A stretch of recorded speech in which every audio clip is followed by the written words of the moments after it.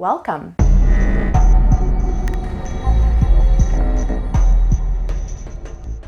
All right, The Tomorrow War.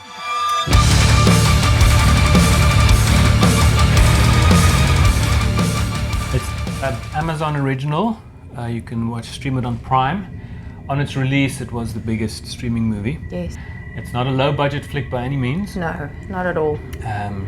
Lots of effects.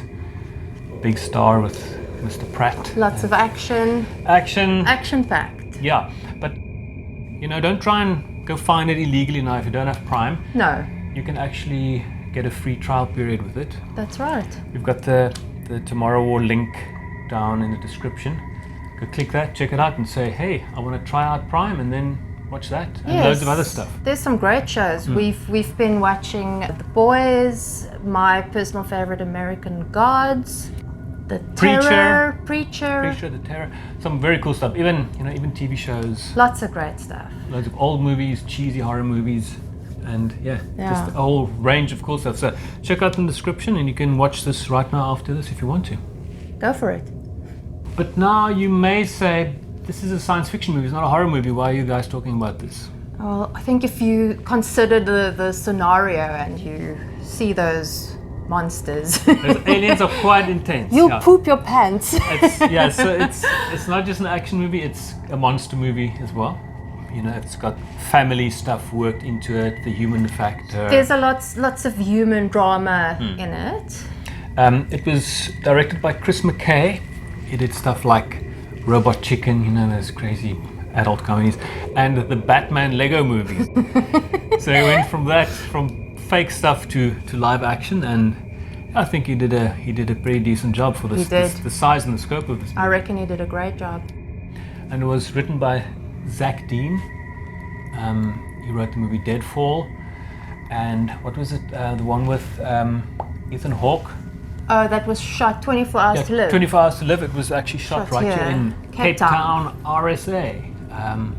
Lots of movies get shot here, but because it's so cool here. It is. You can do anything here. So this is like his third screenplay, and which is quite a big movie. It's a huge jump. So, big production. Yeah, and Chris Pratt is the star. I can't believe it's the same guy from Parks and Recreation. Yeah. Old Andy. Yes. He's like this.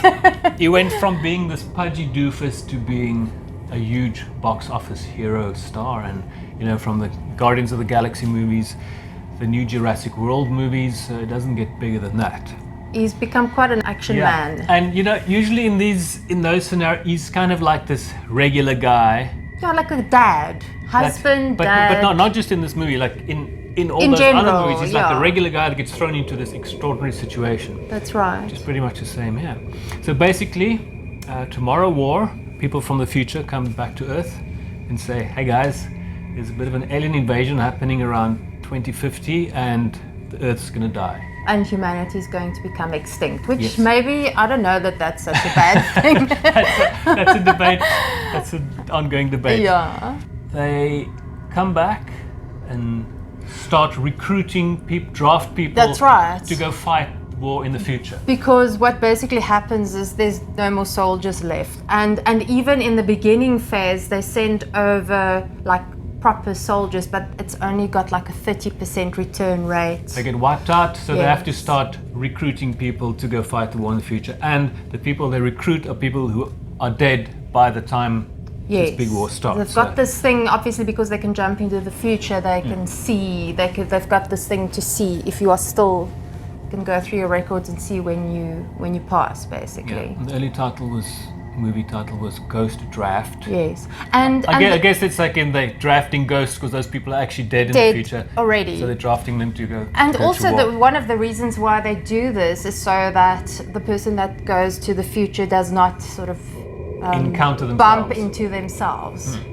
The device that they use to jump or to travel is called a jump link, and it's not like your sort of standard time travel movie, for instance, like Back to the Future. You can't go back and forth. It's basically, they explain it like two rafts in a river, one being the present time and one being 2051. So they move together and they can only jump from the one to the other. And they can only jump once and they can only be there for 7 days. You're probably going to die anyways. because of the rate of people not coming back is quite a... Sure, and although there is one character that he's been several times. Yes, He's Dorian. He's terminal or something. He's so got just cancer-stricken guy. So he keeps going back. That's right, and he's also hardcore. He actually carries like a tooth of one of the things around his neck. What are they called? The white spikes. White spikes. And they are, in terms of monsters, like I've sort of felt that monsters lately have become sort of very much like the same thing. Yeah, they all look the same. Eventually, there's only that much you can do. Unless you go. This one was actually cool. It was an interesting creature. It had a few things that annoyed me, but for the most part, it was a very cool creature. And it's like a relentless. Oh no, it's a killing machine. It's a killing. Bless you. Bless you, Zoltan. It is a killing machine. For those of you who don't know this man, he always has to sit in on the. He always has to sit in on the discussion. Bless you. Bless you. So yeah, the movie is action-packed. It's got a little bit of a very slow start, and then it just kicks off and it goes. Yeah, you have to get to know the character. Like Pratt's character is a teacher. Yes. And he's trying to do stuff, and then it fails, and so he obviously feels like he wants to accomplish something. And obviously there's a big chance of him being the guy who's going to save the world. Yes, and also he's a scientist, and his wife is a therapist, and then they've got this beautiful young daughter. And he gets drafted, but then initially they try to get him out of it because they attach this monitor to your arm, and his dad is estranged from his father, so there's lots of family dynamics, lots of it that actually play into the plot of goes the down film, the line which is as well. great, which is very very cool. And it didn't feel forced or sappy or stupid. It was for the length of the movie. It was interesting. Yeah. It's almost 2.5 hours, and I sat down. When you start getting a bit fidgety, edgy, uncomfortable. You don't lose. You don't lose. So that it keeps your attention. Yes. And it was enjoyable. They obviously put a lot of money into CGI, so the monsters look very realistic and very intense, and the violence is quite hectic. It is definitely. It's gruesome in places. I guess some of the humans, you kind of see them getting ripped and torn, but sort of more from a distance. But some of the creatures, when they get nailed, some of it is quite quite graphic. They and also intense. make this weird sound. It's almost similar to, for me, it was similar to the Hellraiser dog. Okay. Bless you, the jaw snapping sound. Yeah. Which just that sound is quite scary. I think if you hear that sound, And usually in these cases, it was these guys. Some of them die quite graphically and gruesomely, and Sonja always pities the creatures, even if they're villains. Yes. They can't help what they are. They go on instinct, so they're just doing what they do. Yes, and just like humans, what we do to the planet. Exactly. Exactly. But I think the whole idea of the movie has got this.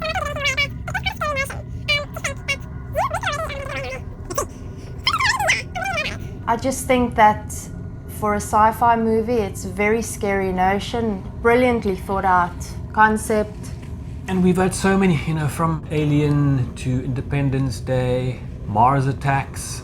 All these scenarios, it's entertaining, sometimes funny, but we still don't know. Especially with the recent stuff that's been released, although a lot of it's been redacted. But we still don't know. It could still happen, and then we'll have to go back to all the movies and see how did they handle it. Yeah, I think we've set out quite a few scenarios already for how we might handle it. And possible solutions. Yes.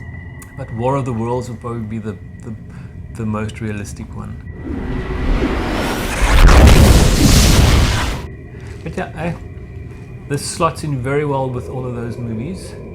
It's a nice addition to that genre, I think. It's entertaining, and it's kind of in the modern big budget blockbuster kind of a look and feel, and a fresh cast. I think Yeah, the only like veteran really is Simmons. yeah, J.K. Simmons plays the dad. Yes. And obviously there's, they figure out what to do down the line. Otherwise, What's the point? Everyone will be dead and Earth is gone and there's no hero at the end of the day. But it's an interesting way. They kind of get to the solution a bit quickly for my liking. Sort of little montage, ping pong. There we go. Oh, there, sorted. Yes. But I think if they didn't do that, the film would have been even longer. Yeah. There's a lot. Yeah. There's lots of sort of and it could be human longer drama than and plot to get into possession for the whole thing to go. And also another thing that's interesting about this movie, and I'm not going to give anything away by saying this, is that these creatures are animals. They're not intelligent. So they're not after power or money or... People are food. That's what. People are food. That's it. That's it. They pull in and on this planet, And we're food. So it's not like you can bargain or negotiate. Yes, it's either you or them. So it has to be extreme, decisive actions, and that's what they try to do. You've had your time travel conundrums like the Terminator movies, Back to the Future. Which I think was probably the most concise. This is what's going to happen. They explained it nicely with the person disappearing out of the picture. Yeah. It was all very nicely explained. Even 12 Monkeys, every movie has this different kind of a time jump scenario. And I quite like the idea of this one. The time travel seems, if time travel ever became a reality, it almost seems like it would be that kind of scenario. And like in the Terminator, you could do one person naked with nothing. One go. They go there and that's it. Here they could do like kind of a football field. That's the other thing as well. An entire squad in one go. Yes. And with their weapons and stuff. So. And it's pretty crude because when they get to the other side, it's quite a rough landing. It's not like a specific... But yes. Something went wrong with their jump. Yeah. And it's a bit of a disaster. And that adds a little bit of my wordness. So on this mission, they had to get a specific item. And so they keep the tension going nicely and the action in between. Yes. And I must say there were really a few places where I was like this and And you have your comedy relief character in there as well. Yes. Like this one guy that's kind of a bumbling... Gator. I can't remember his name. I never remember. The scientist friend that jumps with him. Yeah. Yes. So, you have to have all little bits and pieces in there. And it's in places it becomes quite emotional as well. It really has everything. It's got action, it's got horror, it's got terror, it has light humor. It really ticks a lot of boxes, and I enjoyed watching the film. Yeah. It was a nice film to watch. Yeah, and obviously if you're a CGI fan, yes, it's also not. It doesn't look so artificial like some of the superhero movies. So it's very realistic. The creatures. It's. I think the only thing for me that tops it in terms of really feeling terror must be the second Alien movie. Aliens.